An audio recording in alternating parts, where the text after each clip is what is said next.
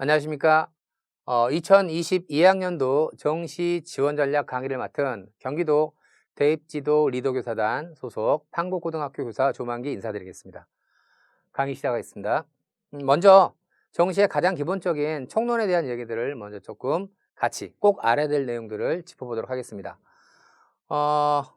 수시에 합격을 하면 등록 여부와 상관없이 정시에 지원할 수 없습니다. 이건 일반 대학 기준이 아니라 전문대건 어디건 무조건 수시에 원서를 써서 합격자 통보를 받는 순간 등록 여부와 상관없이 정시에 지원할 수 없다라는 것들 당연히 알고 계실 거라고 생각합니다. 정시는 일반 대학 기준으로 가군, 나군, 다군 3번의 원서 접수 기회가 있습니다. 각각의 군에는 한 번만 원서를 쓸 수밖에 없다라는 말씀 드리고 싶고요. 산업대학과 전문대학은 가군, 나군, 다군 한 번씩이라는 이 기준에서 제외가 됩니다. 그래서 전문대 같은 경우는 군이 없기 때문에 원하는 만큼 지원이 가능하다라는 말씀들 드릴 수가 있겠고요. 정시 합격을 하게 되면 이게 입시는 수시, 정시, 그 다음에 추가 모집이라는 제3의 기회가 있습니다. 일반 대학에 정시에 합격을 하고 등록을 하면 추가 모집에 지원할 수 없습니다. 그러나 일반 대학에 정시 합격은 했는데 등록을 안 했어요. 그럼 그 학생은 추가 모집에 지원이 가능하다라는 말씀을 드리고 싶고요. 산업대하고 전문대학은 정시에 합격했을 때 등록 여부와 상관없이 추가 모집에 지원이 가능하다. 이렇게 즉 정시에서는 수시에서는 전문대건 산업대건 일반대학이건 합격하면 무조건 정시에 원서를 쓸 수 없지만 정시에서는 일반 대학교에 합격하고 등록한 경우만 추가 모집에 지원할 수 없다라고 이해를 하시면 될 것 같습니다. 자, 그 다음 발표를 하잖아요. 대학에서는 학생 개개인에게 합격자 발표를 이렇게 개인별로 통지할 의무가 없습니다. 그냥 학교 홈페이지에다가 합격자 명단을 딱 띄워놓으면 그 부분을 확인하는 건 어디까지나 수험생 본인에게 달려있다라는 부분 말씀을 드리고 싶고요. 여러 곳에 합격을 한다면 등록은 반드시 한 곳만 해야 됩니다. 그 경우는 내가 최초 합격하고 나중에 예비번호를 받아서 미등록 청원 합격을 했을 때도 역시 마찬가지로 결론적으로는 한 곳만 등록을 해야 한다라는 말씀들 드릴 수가 있겠고요. 만약에 그러면 최초 합격에 등록을 했는데 추가 합격으로 더 좋은 데 등록했다 했으면 최초 등록한 대학교에 포기 의사를 밝힌 후에 그 다음에 등록하고자 하는 곳에 등록을 하는 이 과정, 이거는 수시하고 동일한 과정을 거쳐야 된다. 그래서 복수지원, 가, 나, 다군에 한 번만 써야 되는데 안 한 복수지원이나 또는 이중 등록으로 나중에 모든 입학 전형이 끝나고 난 이후에 복수 지원이나 이중 등록으로 어떤 위배된 경우가 있다면 합격이 무효 처리가 될 수 있다라는 부분들 알려드리겠습니다. 자, 올해 일정입니다. 11월 30일, 11월 30일자까지 정시의 학생부 기준일입니다. 물론 정시는 대부분의 대학교가 수능 100이나 수능 성적이 굉장히 중요하지만 여전히 정원의 전형, 특별 전형으로 정시에서도 학생부 교과 또는 학생부 종합전형을 실시하는 대학들이 있거든요. 그런 경우에 거기에서 활용하는 자료는 3학년 1학기까지가 아닌 11월 30일자 기준에 3학년 2학기까지 활동이다 라는 말씀을 드릴 수가 있겠고요. 수능 성적은 12월 10일 날 발표가 됩니다. 따라서 수시에서 수능 최저 기준을 적용하는 전형의 원서를 쓴 그러한 학생들은 12월 10일 이후에 대학들이 수능 성적을 받고 수능 최저 기준의 충족 여부를 확인해서 최종 합격자를 발표하겠죠. 그래서 그 다음 주에 수능 최저 기준이 적용되는 전형은 대부분 합격자가 발표된다라는 말씀 드리고 싶겠고요. 12월 30일에서부터 1월 3일까지 총 5일 동안 원서 접수 기간이 진행이 됩니다. 자, 전문대학교 정시 일정도 알려드리겠습니다. 전문대학교는 일반 대학과 동일하게 12월 30일 날 원서 접수는 똑같이 진행이 되지만 일반 대학이 1월 3일 날 마감했다면 전문대학은 9일 정도를 더 허용해서 1월 12일 날 정시 원서 접수가 마감이 된다라는 부분들의 말씀을 드릴 수가 있겠고요. 자, 그 다음에 일반 대학교의 정시 원서 접수 마감 시간들을 정의했습니다. 전국에 있는 수많은 대학교들 중에서 연세대, 서울대, 경인교대, 청주교대 저 4개 대학만이 토요일과 일요일 날 원서 접수를 마감하고요. 나머지 모든 대학은 1월 3일 마지막 날 월요일 날 마감을 하겠습니다. 그래서 특히 이 4개 대학교, 서울대, 연세대, 경인교대, 청주교대 쓰는 친구들은 저거 절대 잃어버리면 안 되겠죠. 그리고 대부분의 대학교들은 17시, 오후 5시와 오후 6시에 가장 많은 대학교들이 원서 접수를 마감하고요. 그리고 보면 경기도에 있는 신한대 같은 경우는 24시, 그날 12시까지도 원서 접수가 계속 진행되는 부분들도 한번 확인하면 좋겠고요. 이따 설명을 드리겠지만 수시와 다르게 정말로 정시는 마지막 날 너무나도 많은 원서가 들어오게 됩니다. 그래서 정말로 혹시라도 내가 마지막까지 공개된 경쟁률을 보고 나중에 써야지 라고 했다가 혹시 뭐 과부하가 걸린다거나 이러면 큰일 나겠죠. 그래서 반드시 원서 접수 마감 시간들을 확인하고 최소한도 1시간 이전에는 안정적인 원서 접수가 필요하다라는 말씀 드리고 싶습니다. 자, 추가 모집입니다.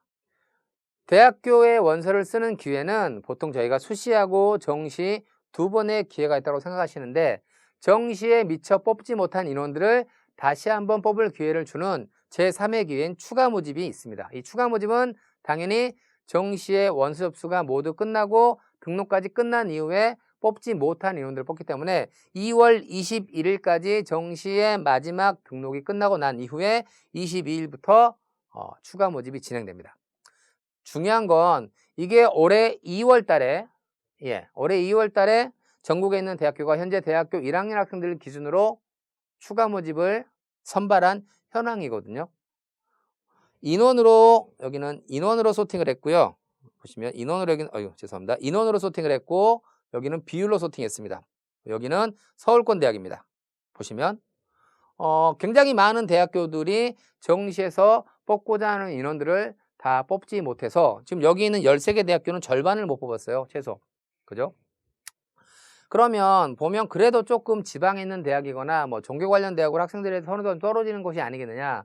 오른쪽에 여기 서울 보겠습니다. 서울 보시면 홍익대, 뭐 과기대, 숭실대, 외대, 세종대 학생들이 정말로 선호하는 대학이죠. 이런 대학교들조차도 올해 2월 달에 우리 대학이 학생 수가 줄어들에 따라서 정시에서 뽑고자 하는 인원들을 많이 배치했을 때 그 인원들을 미처 다 뽑지 못할 수가 있겠구나라는 경험을 올해 서울권 대학교들도 했다라는 부분들의 말씀을 강조를 드리고 싶습니다. 자, 그래서 아까 12월 10일 날 수능 성적이 발표된다고 말씀을 드렸습니다. 그럼 그 이전에 뭐 해야 되느냐?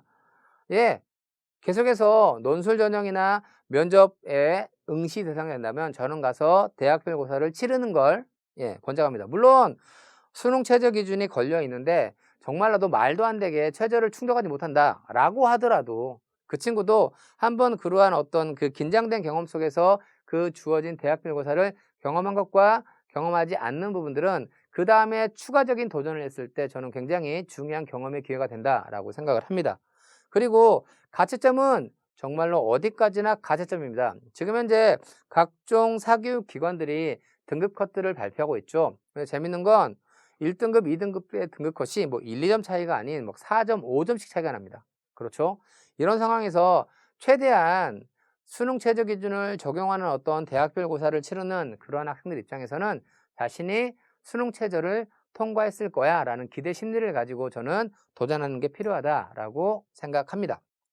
자, 그리고 어쨌든 정시에 대한 부분들을 고민하고 있는 친구들 입장에서는 당연히 내가 가고 싶은 대학교가 어떻게 나를 선발하는지에 대한 요강은 기본적으로 확인을 해야겠죠. 수능은 어떻게 반영하고 있으며 군별로 어떤 학과들이 배치되어 있는지 이런 것들은 굉장히 중요한 사전에 필히 조사해야 될 정보라고 생각합니다. 자, 그 다음에 최근에는 각 대학교에서 정보 공개를 통해서 입시 결과들을 굉장히 많이 안내를 하고 있습니다. 어디가 홈페이지에도 나와 있고요. 또는 대학교 입학처 홈페이지도 나와 있습니다. 그래서 전년 입시 결과를 검색을 해야 되는데 다만 걱정되는 부분들은 오늘 제가 여러분들한테 계속해서 강조하는 부분들은 올해 정시는 새롭게 리셋됐습니다. 그래서 과거의 입시 결과를 있는 그대로 믿는 것들은 굉장히 위험한 정시라고 생각을 하거든요. 그래서 전년도 입시 결과는 어디까지나 참고사항일 뿐입니다. 따라서 참고의 어떤 사항으로 생각해야지 이 전년도 입시 결과를 있는 그대로 믿고 여기에 의해서 정시 지원을 하는 것들은 올해 위험할 수 있다라는 말씀 드릴 수가 있겠습니다. 그러면 결론은 내가 정시에 어떻게 원서를 쓸 것이냐라는 부분들은 크게 두 가지의 지원 포인트가 있습니다. 인원적인 부분에서의 유불리를 찾는 것과요. 점수 산출 방법에서의 유불리를 찾는 겁니다. 그래서 인원적인 부분의 유불리와 점수 산출 방법의 유불리에서 나한테 최대한 적합한 고토를 찾는 게 필요하다라고 말씀드릴 수가 있겠습니다. 자, 두 번째. 올해 수능이 바뀌었죠. 이 올해 새롭게 시작된 수능이 저는 올해 정시 지원하는데 어느 정도의 영향력이 저는 있다라고 생각을 합니다. 한번 살펴보도록 하겠습니다. 개인적으로 올해 수능의 변수는 어쨌든 일단 새롭게 시작되었죠. 특히 국어하고 수학에서 공통 과목과 선택 과목에 의해서 조정 원점수란 거에 의해서 표준 점수를 산출하고 그 표준 점수를 기반으로 백분위 점수와 등급 점수가 나오게 되어 있습니다. 따라서 이 새롭게 바뀐 이 수능, 이게 올해 좀 더 화두가 되겠고요. 두 번째로 자연계열학과에서 작년까지는 수학에서 가형과 나형으로 인문계열 학생은 나형, 자연계열 학생은 가형 구분이 되었다면 2015 교육과정의 특성에 따라서 이제는 문이과 구분이 없어졌거든요. 하지만 그럼에도 불구하고 대학은 여전히 인문계열학과와 자연계열학과를 구분하여 선발하고 있습니다. 그래서 상위권 대학교 자연계열학과에서 작년도의 수학 가형처럼 우리 대학교 올라면 수학에서는 미적분과 기하 그리고 탐구 영역은 과학 탐구를 봐야 돼 라고 요구하는 대학들이 약 60여 개 정도의 대학들이 있습니다. 물론 이따 설명을 드리겠지만 굳이 그게 아니더라도 미적분과 기하를 선택하는 게 자연계열학과를 희망하는 친구 입장에서는 유리한 부분들은 올해 새롭게 바뀐 부분이 되겠고요. 아까 말씀을 드렸죠. 국어하고 수학에서 공통과목과 선택과목의 평균과 표준 편차를 활용해서 조정 원점수를 만들고 그걸 기반으로 표준 점수가 산출된다라는 부분들. 이 방식에 대한 어떤 여러 가지 설왕설래가 있는 것 같습니다. 쉽게 얘기해서 문과, 확률과 통계를 선택한 친구들이 불리한 게 아니냐라는 부분들, 그 부분에 대한 의미를 한번 짚어드리겠고요. 그러다 보니 자연스럽게 국어도 선택 과목이 있고 수학도 선택 과목이 있지만 지금 현재 3월 달부터 10월 달까지 치러진 6번의 모의고사 성적을 본다면 그래도 국어에서의 선택 과목의 편차가 수학보다는 훨씬 더 적게 나타나고 있습니다. 따라서 제가 보기에는 어떤 과목을 선택했느냐에 따라서 유불리가 발생이 크게 나타나는 건 저는 기본적으로 수학이라고 생각하거든요. 그래서 특히 상위권 1등급, 2등급, 3등급 대의 학생들에서 과거에 수학 가형과 수학 나형 어떤 이렇게 구분된 상황에서의 1등급, 2등급의 숫자가 올해는 통합된 상황에서 한쪽으로 쏠릴 가능성이 아니다. 쏠릴 것이다. 그냥 쏠릴 수밖에 없다라는 말씀을 드리고 싶고요. 올해 수능을 불수능도 아니고 마그마 수능이라고 얘기합니다. 그렇죠? 이렇게 이따가 보여드리겠지만 현재까지 발표된 가채점 점수를 바탕으로 한번 살펴봤을 때 역대 어느 수능보다도 1등급, 2등급, 3등급 컷의 원점수는 떨어졌거든요. 물론 이 원점수 컷이 떨어진 이유에 대해서 뭐 시험이 어렵게 나왔다. 아니다. 올해 고3 재학생들이 고등학교 2학년, 고등학교 3학년 2년 동안 코로나 때문에 전반적인 학습량이 전대적으로 부족했다라는 뭐 어떤 두 가지 요인. 저는 뭐 어느 한 가지 요인에 의해서 그것들이 결정된 게 아니고 복합적으로 작용돼서 올해 그런 결과가 나왔다라고 생각을 하지만 어쨌든 올해 불수능, 이렇게 불수능이 나타났을 때 그것들이 정시 지원에 어떤 영향을 미칠 것인지에 대한 얘기들을 하나씩 한번 펼쳐보도록 하겠습니다. 먼저 첫 번째, 바뀐 수능입니다. 국어, 독수하고 문학, 공통 과목에서 76점이 산출되고 화법과 작문과 언어 매체에서 24점, 수학도 수원, 수투 쭉. 그 다음에 회색으로 표현된 건 영어, 한국사, 그 다음에 제2외국어는 절대평가 과목이죠. 특히 제2외국어가 올해 절대평가로 반영이 바뀌다 보니까 작년까지는 특히 인문계열 상위권 대학에서 사회탐구를 대신하여 제2외국어 및 한문 과목들을 반영하는 대학들이 꽤 있었는데요. 올해는 절대평가로 바뀌다 보니까 저 제2외국어 및 한문을 활용하는 대학교의 숫자가 극히 적게 축소되었다라는 말씀들 드릴 수가 있겠습니다. 자, 먼저 아까 말씀드린 우리 대학교 자연계학과 오려면 수학에서는 미적분과 기하를 봐야 돼가 요구하는 대학이 59개 대학이 되겠고요. 탐구는 과학탐구를 봐야 돼라고 요구하는 대학이 66개 대학입니다. 그럼 66개가 안 되잖아요. 수학에서 미적분과 기하를 요구하면 과탐은 따라갑니다. 이 빨간색으로 표현된 이 대학교들만 수학만 요구하고 사회탐구, 뭐 수학교육과잖아요. 수학교육과니까 수학만 잘하면 되겠죠. 그래서 이 빨간색 대학을 제외하고 나머지 검은색 대학과 밑에 있는 대학이 포함돼서 과학탐구를 요구하고요. 그러면 우리 대학교 우리과 오려면 무조건 확률과 통계 봐야 돼. 실은 이거 되게 중요합니다. 이게 보면 한의예과와 약대인데 한의예과 약대 중에서 인문계열 학생들을 뽑는 그런 학과들이 있거든요.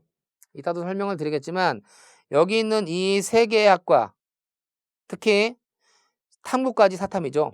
이 학과들은 미적분과 기하와 과탐을 치른 학생들이 넘어설 수 없는 곳입니다.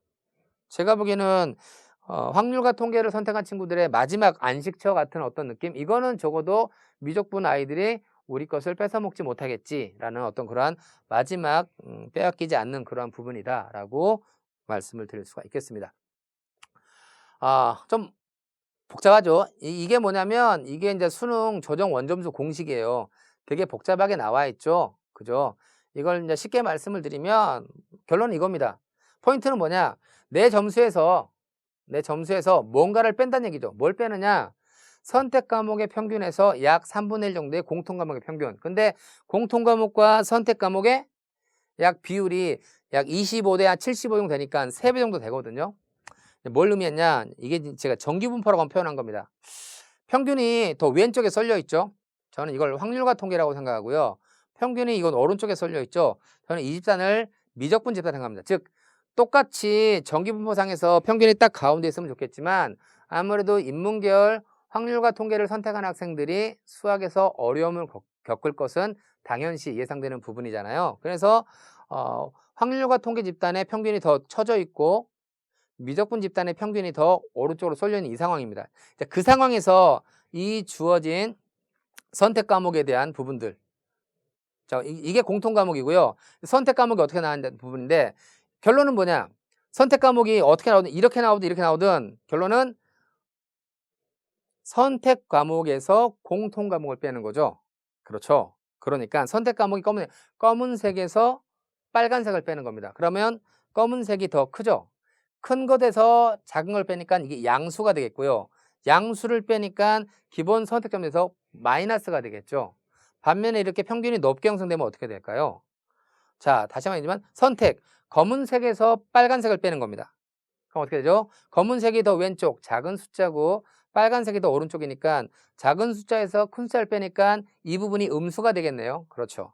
음수가 되는데 음수의 마이너스니까 내 선택 점수보다 플러스가 되겠네요.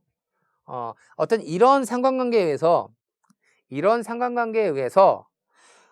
내가 선택한 집단의 공통 과목의 평균이 높은 집단이 플러스적인 조정 원점수를 갖게 되고 내가 선택한 집단의 평균이 낮은 집단의 학생들이 마이너스적인 점수의 손해를 보게 되는 구조가 기본적인 조정 원점수 산출 과정에서 발생하게 됩니다. 그래서 제가 이건 올해 치러진 한 모의 학력평가에서의 실제 딥입니다. 수학 딥인데요. 보시면 확률과 통계의 공통평균 26점, 미적분은 46점. 몇 점 차이 나죠? 20점 차이가 나죠? 이렇게 아까 뭐라고 했어요? 제가 공통과목의 평균의 높은 집단이 점수를 플러스 받고 공통과목의 평균이 낮은 집단이 점수를 마이너스 받게 될 거라고 했잖아요. 그러면 딱 봐도 미적분 집단은 점수가 더 더해지는 결과가 나오고 확률과 통계 집단은 점수가 더 뺄셈되는 그러한 경우가 발생하겠죠. 그게 이런 결과로 나오는 겁니다. 실제로 앞에서 보였던 그 학력평가에서 실제로 일어난 상황입니다. 똑같이 100점을 맞았음에도 불구하고 확률과 통계는 140이라는 표준점수, 미적분은 130, 5점 차이가 나는 거죠. 똑같이 100점 맞았는데 1등급 컷 133점이 1등급 컷이었어요. 근데 확률과 통계를 선택한 학생들은 88점을 맞아야 됐고 미적분을 선택한 친구들은 82점. 자, 작년까지는 어떤 구조였냐? 이 확률과 통계를 선택한 친구들이 우리가 흔히 얘기하는 문과 친구들이죠. 즉 수학이 힘든 친구들. 그럼 작년까지는 수학을 더 못하는 집단이니까 더 낮은 점수도 1등급, 수학을 더 잘한 집단이니까 더 높은 점수까지 1등급. 이게 작년에 수학 가형과 수학 나형으로 구분되었을 때의 상황입니다. 그죠? 그런데 올해는 아니란 얘기죠. 공통 과목과 선택 과목의 평균과 표준 편차 이 4개의 지표를 활용해서 조정 점수를 발생하다 보니 분명히 이 확률과 통계 집단이 더 수학을 못하는 집단인데 너희들은 1등급 맞으려면 88점이라는 점수를 맞아야 되고 분명히 미적분과 기하의 집단이 수학에 좀 더 자신 있는 집단일 건 당연한데 너희들은 더 낮은 점수를 맞아도 1등급이야 라고 얘기가 되는 거죠. 어떻게 될까요? 당연히 작년까지는 수학 가형, 수학 나형 구분돼서 각각 다른 집단에서 성적을 산출했을 때는 수학 나형에서 4% 1등급, 수학 가형에서 4% 1등급 나왔습니다. 근데 이젠 그게 아니란 얘기죠. 왜?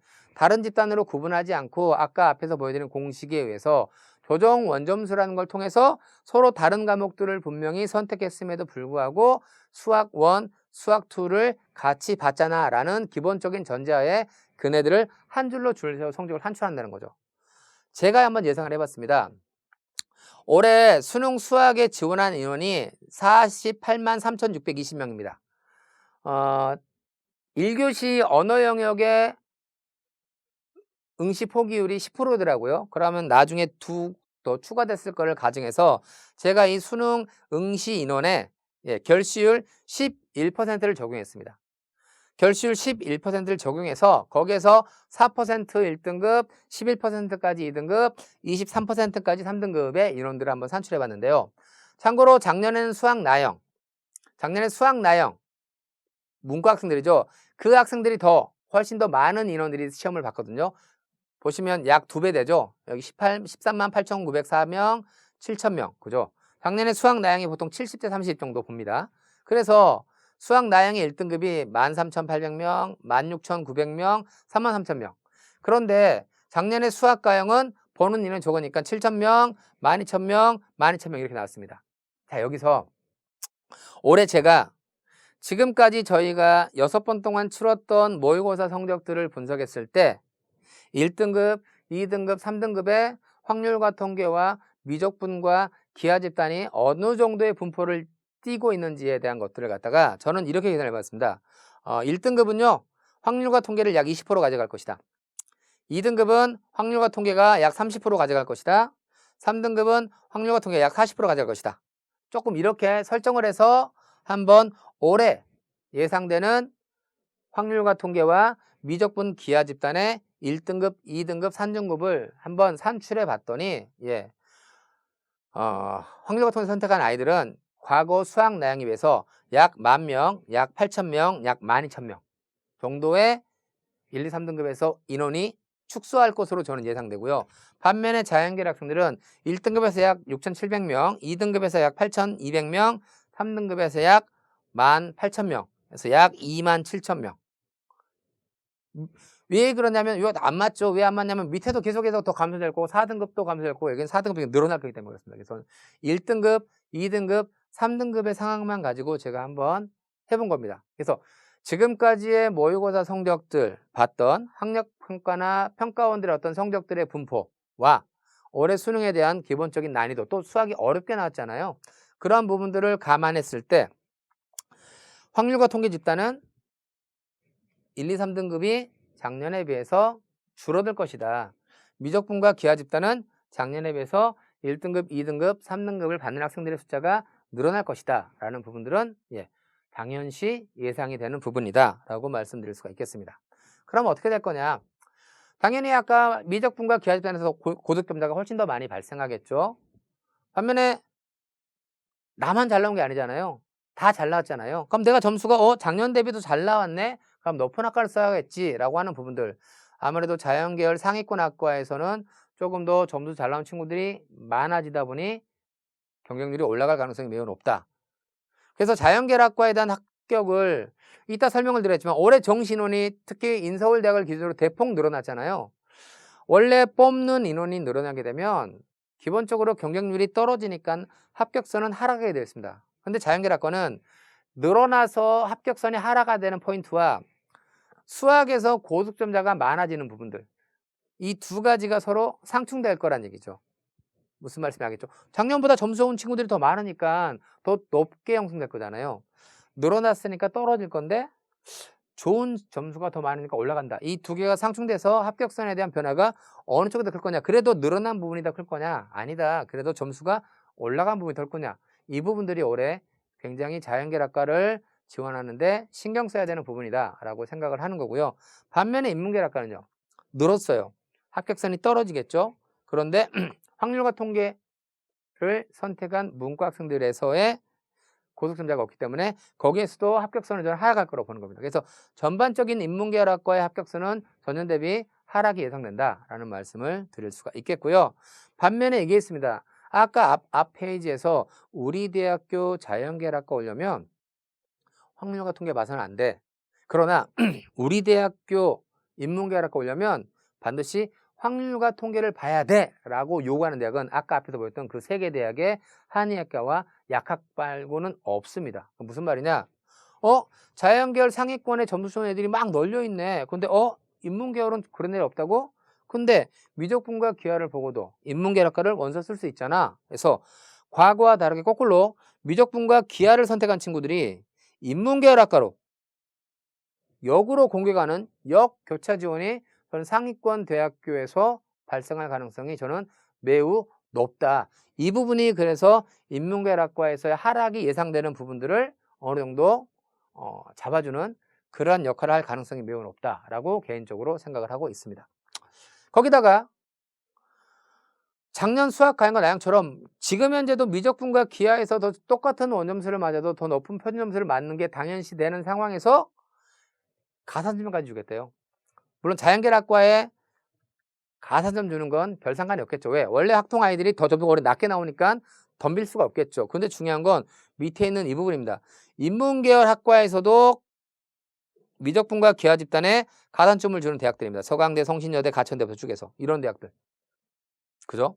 그래서 이 가산점을 주는 대학이라는 부분들은 과거에는 중위권 대학교는 자연계열 친구들이 수학 등급이 안 나와서 인문계열 친구들이 인문계열 점수가 많으니까 자연계열로 공격해 나가는 어떤 그러한 교차 지원을 이뤘다면 이제는 자연계열 친구들이 중위권 대학에서도 작년에 4등급 만 친구가 올해 3등급, 2등급, 3등급 올라갈 것이고 그런 부분들에 의해서 자연계열학과의 합격선이 중위권 자체에서도 영향을 줄 가능성이 매우 높아졌다라고 개인적으로 예상을 하고 있습니다.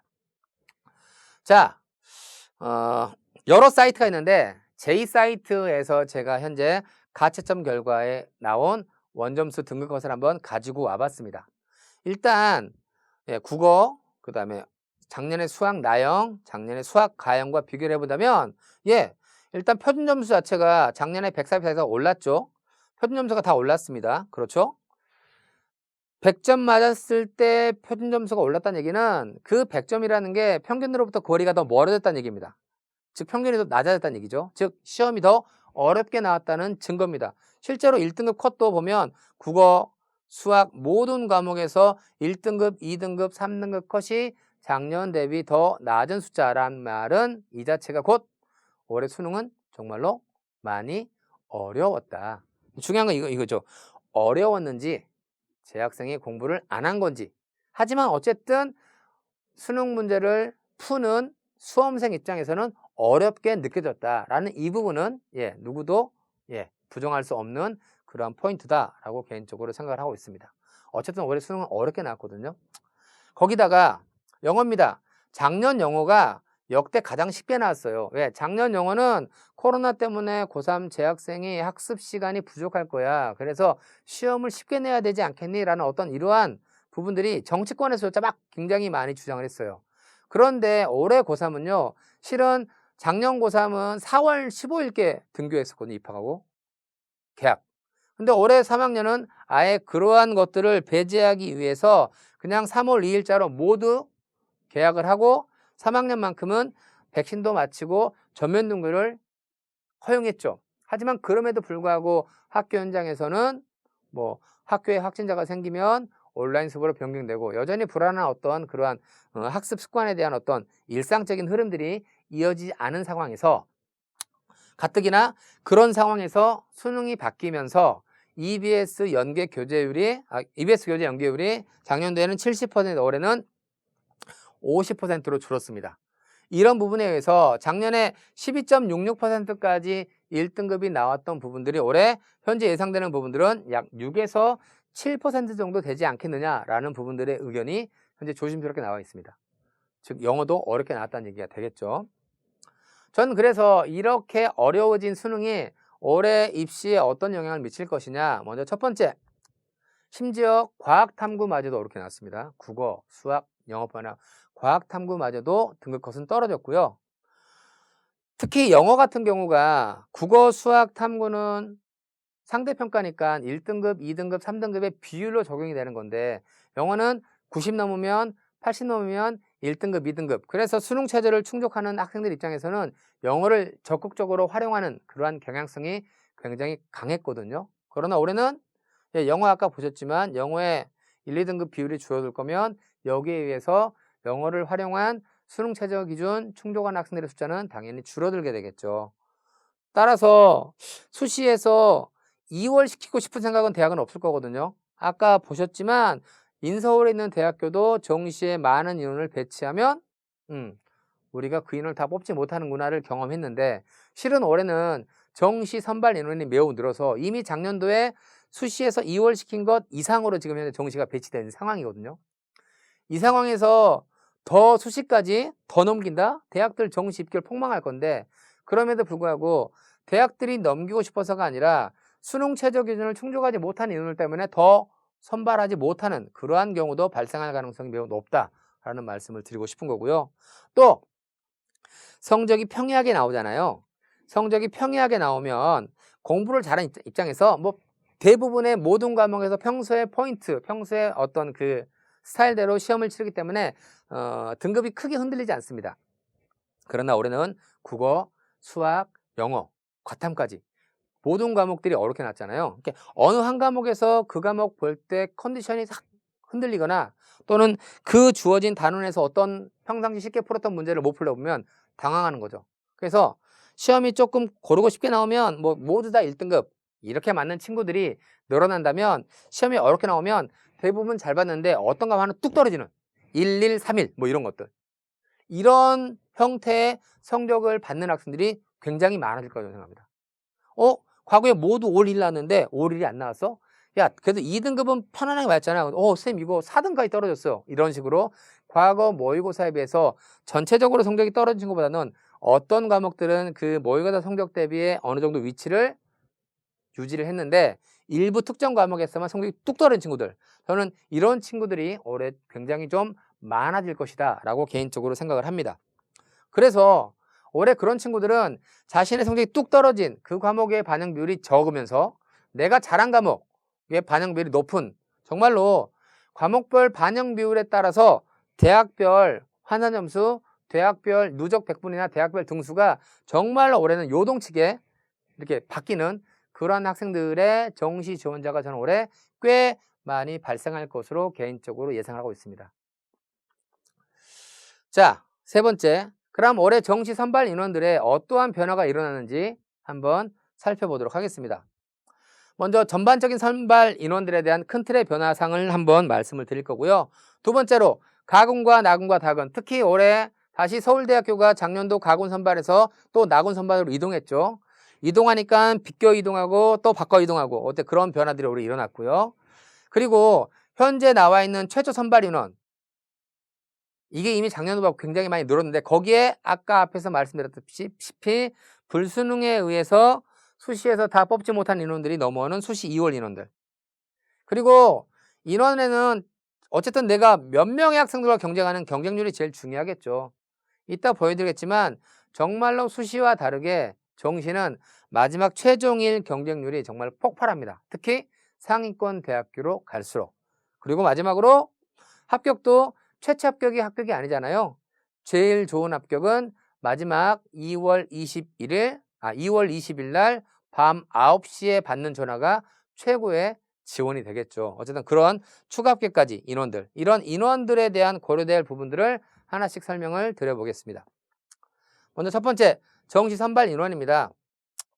작년 대비 따지면 약 작년에 8만 명에서 올해 8만 4천 명으로 약 4,100명 정도 늘었습니다. 전국으로 따지면. 근데 저희 경기도 학생 입장에서는 전국에 있는 대학을 갈 필요는 없잖아요. 보면 저희가 서울, 인천, 경기 것만 따졌습니다. 인서울에서만 가군에서 약 3,500명, 특히 가군의 선발 인원 증가가 되게 눈에 띕니다. 이게 아마 이제 서울대학교가 간 부분도 있겠지만 어쨌든 가군이 되게 눈에 띄고요. 그 다음에 나군도 2,300명, 다군 880명에서 서울에서만 6,700명. 그러면 전국적으로 4,000명이 증가했는데 인서울만 6,000명. 그 말은 무슨 말일까요? 인서울 6,000명에다가 경기권에서 약 400명, 인천권에서 약 1,700명. 보이시죠? 그래서 수도권에서 약 8,800명입니다. 그 말은 무슨 말이냐? 지방은 오히려 정시 선발 인원이 줄었다는 얘기죠. 지방은 정시 선발 인원이 줄었는데 수도권, 특히 인서울대학에서의 6,763명의 증가가 저게 가장 눈에 띄는 부분이다. 자, 저렇게 늘었으면 당연히 수능을 본 인원도 물론 조금 증가는 했습니다. 수능을 응시한 인원도 증가를 했고 수능 응시 포기율도 떨어졌습니다. 그래서 작년 대비 수능 성적표를 받는 학생들의 숫자는 더 늘어날 겁니다. 어쨌든 그럼에도 불구하고 인서울대학교의 상위권 대학교의 약 6,600명, 경기 수도권 따지면 약 8,800명의 인원 증가는 분명히 합격선의 변화에 하락 포인트로 영향을 줄 수밖에 없겠죠. 특히 이제 아까 서울에서 약 6,600 늘었죠. 그런데 상위 15개 대학에서만 5,700명 늘었습니다. 그 인서울 늘어난 부분들도 상위권 대학에 몰려있다라고 말씀을 드릴 수가 있겠고요. 군별 인원입니다. 상위 15개 대학입니다. 그럼 인문계열, 자연계열, 총합입니다. 참고로 여기 있는 인원은요, 제가 뭐 정원의 전형 빼고요, 일반 전형만 인원을 가지고 얘기한 겁니다. 전체 정시 모집 인원이 아니에요. 정시 모집 인원에서 일반 전형의 인원만 가지고 지금 얘기를 한 겁니다. 보시면 상위 15개 대학은 인문계열은 가군에 3,800명, 나군에 2,800명, 다군은 중대부터 시작되죠. 다군은 별로 없습니다. 따라서 이 상위 15개 대학을 가고 싶은 친구들은 가군에서 합격하는 포인트를 잡는 게 가장 유리하다고 볼 수 있겠죠. 이런 것들. 반면에 자연계열은 좀 달라요. 자연계열은 여기 인문계열은 가군과 나군이 약 1,000명 차이 나는데 자연계열은 3,300명, 3,400명. 오히려 자연계열은 나군학과가 더 뽑는 인원이 많습니다. 그러면 자연계열학과를 가기 위해서는 나군에서 최대한 자신의 위치를 잡는 게 조금은 더 유리하다고 볼 수가 있겠죠. 그렇죠. 총합은 이렇게 되는 거고요. 이런 식으로, 근데 물론 이걸 이따가 조금 더 세부적으로 끊어서 제가 보여드릴 예정입니다. 자, 그 다음 대학입니다. 올해 입시의 변수, 특히 약대, 약 700명 정도의 약대. 이 약대가 어떤 올해 역할을 할 것이냐. 일단 수시를 봤을 때 의치 한 약수일까, 의치 약한 수일까. 지금까지 어떤 패턴은 의치 약한 수가 맞는 것 같습니다. 인문계열 학교에서 뽑는 건 63명인데요. 중요한 건 뭐냐? 아까 말씀을 드렸죠. 미적분과 기하를 본 친구들이 인문계열 학과로 넘어갈 수 있습니다. 예. 그래서 여기에서 실제로 이렇게 의찬약수가 이렇게 약 63명 뽑지만 여기서는 실제로 아까 보여드렸던 3개 대학교 정도만 인문계열 학생들이 잡아가지 않을까라는 부분들을 조심스럽게 얘기를 해봅니다. 반면에 자연계열은 보시면 약 가군, 나군 비슷하죠. 가군, 나군 비슷합니다. 그런데 가군 쪽에가 조금 상위권 대학교들이 좀 쏠려있는 그러한 부분들은 좀 있습니다. 어쨌든 단순 인원보다는 또 이것도 마치 의대의 어떤 서열에 따라서, 하지만 의대 강의는 또 경기도의 최고 명강사 우리 최성호 선생님께서 의치한 약수는 또 멋있게 분석을 해서 강의를 해주실 테니까 그 부분들은 최성호 선생님에게 넘기도록 하겠습니다. 자, 그 다음 서울권에 있는 중위권 중간 대학과 경기도에 있는 중상위권 대학교들, 역시 여기도 보시면 좀 달라집니다. 아까 앞에서는 다군이 없었죠. 여기는 인문계열은 다군의 선발률이 가장 많습니다. 다군, 나군, 가군 순이죠. 자연계열은요, 자연계열도 다군, 나군, 가군 순입니다. 그러니까 뭐 이게 이 그룹의 대학교 입장에서는 내가 합격을 원활하게 해서는 다군을 가장 기본적인 지원군으로 잡고 그 다음에 나군, 가군을 이렇게 왔다 갔다 안정이나 적정 또는 소신 포인트로 잡는 게 필요하다는 말씀 드리거든요. 그래서 이게 전국에 있는 대학을 볼 게 아니라 내가 지원하는 그룹에서 위로 3개, 아래로 3개 이 정도의 그룹을 잡아서 거기에서 지원선을 잡을 때 어느 군에서 가장 많이 뽑는지, 물론 이따 보겠지만 군에서 또 다른 의미가 있긴 하겠지만요.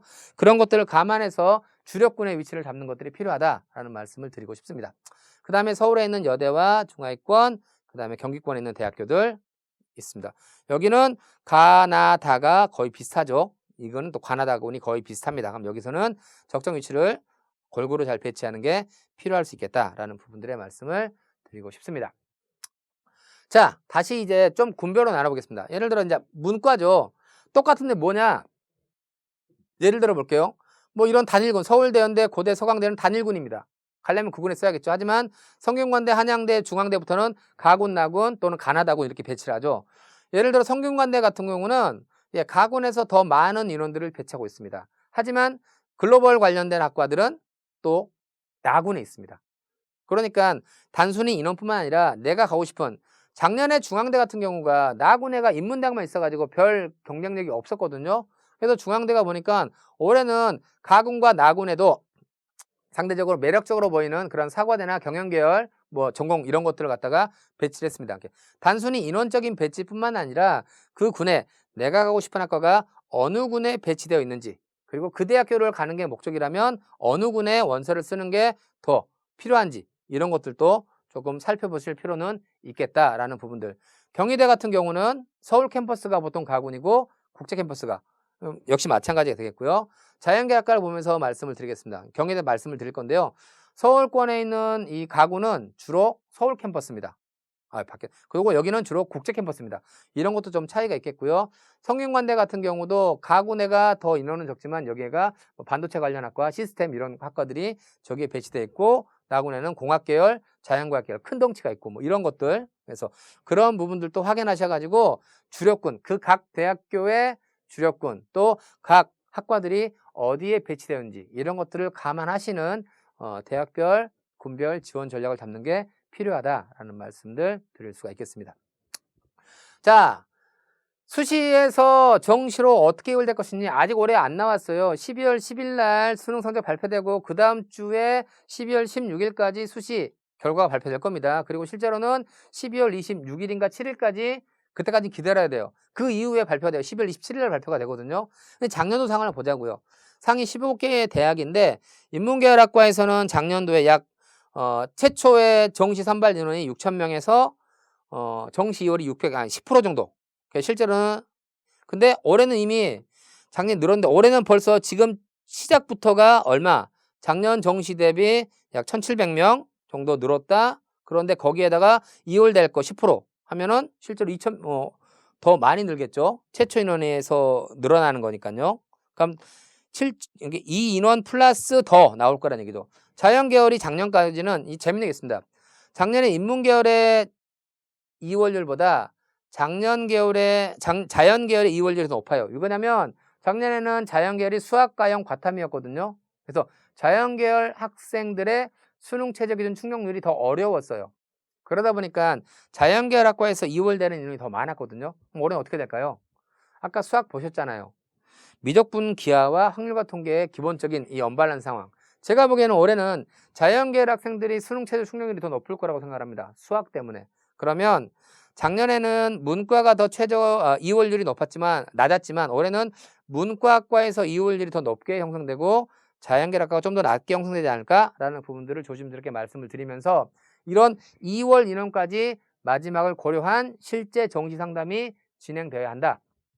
즉 실제적인 정시 상담은 12월 27일 이후에 진행되는 게 맞다라는 말씀을 드리고 싶습니다. 그래서 수능 응시인원은 어쨌든 늘었어요.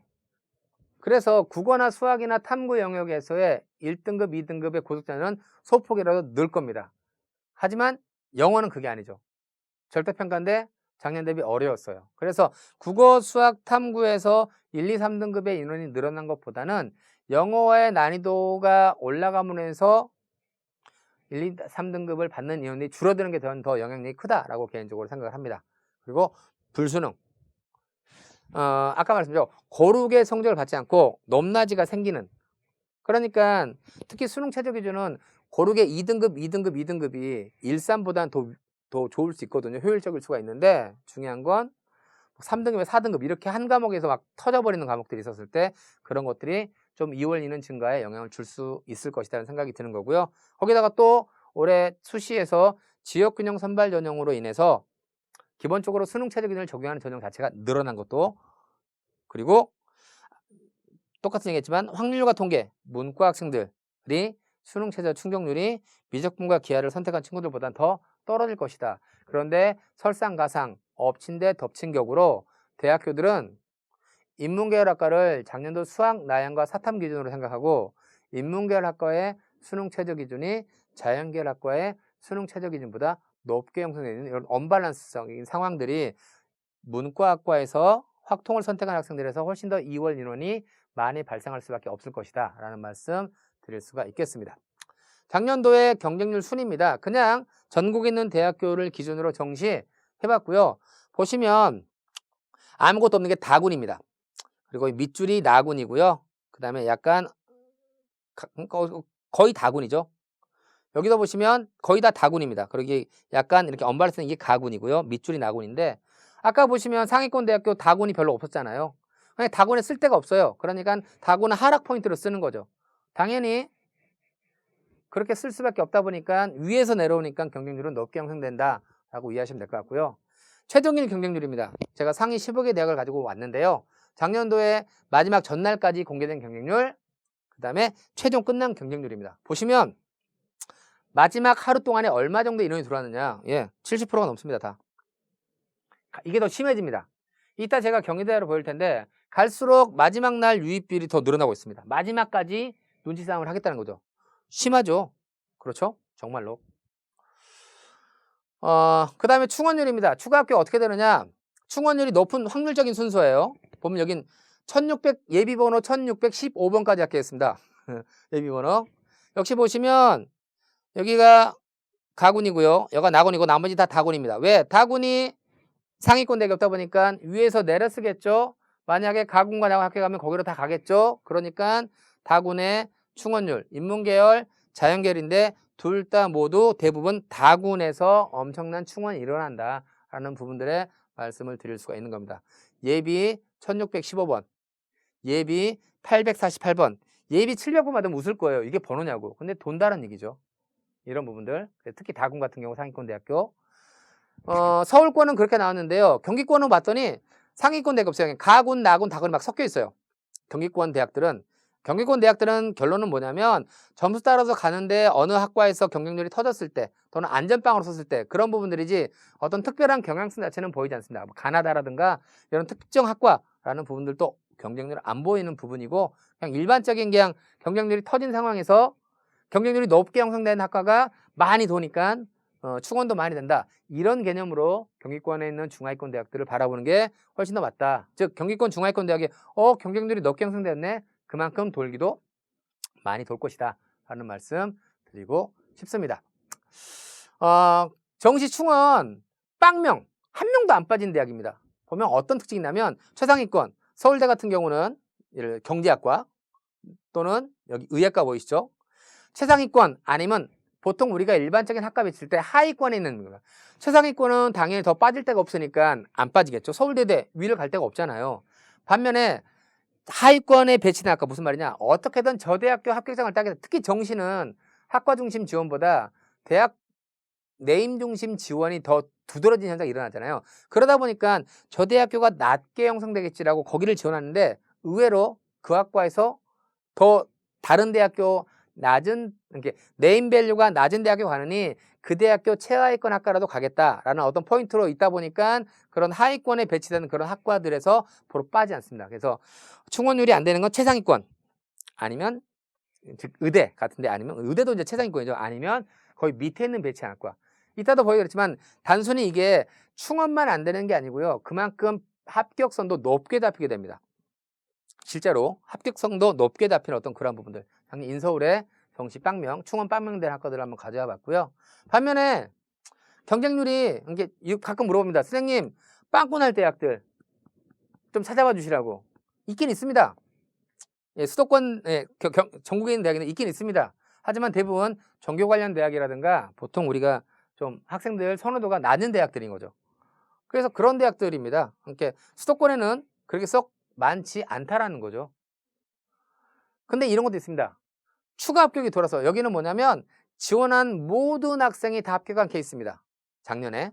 근데 역시 마찬가지로 물론 뭐 이런 홍익대도 있긴 합니다. 하지만 대부분 역시 마찬가지로 기본적으로 이 수도권만 가져왔는데 기본적으로 학생들 입장에서는 썩 선호하지 않는, 하지만 뭐 그럼에도 불구하고 경기도 있는 학생들이 지방으로 내려가지 않고 저렇게 볼 수 있는 어떤 그러한 부분들은 있긴 있다. 하지만 그런 것들이 경쟁력이 있는 대학교, 경쟁력 있는 학과에서 발생되는 것은 아니다 라는 부분들의 말씀을 드리면서 일부 강의 여기까지 인원에 대한 어떤 내용들을 정리하면서 마쳐보겠습니다. 감사합니다.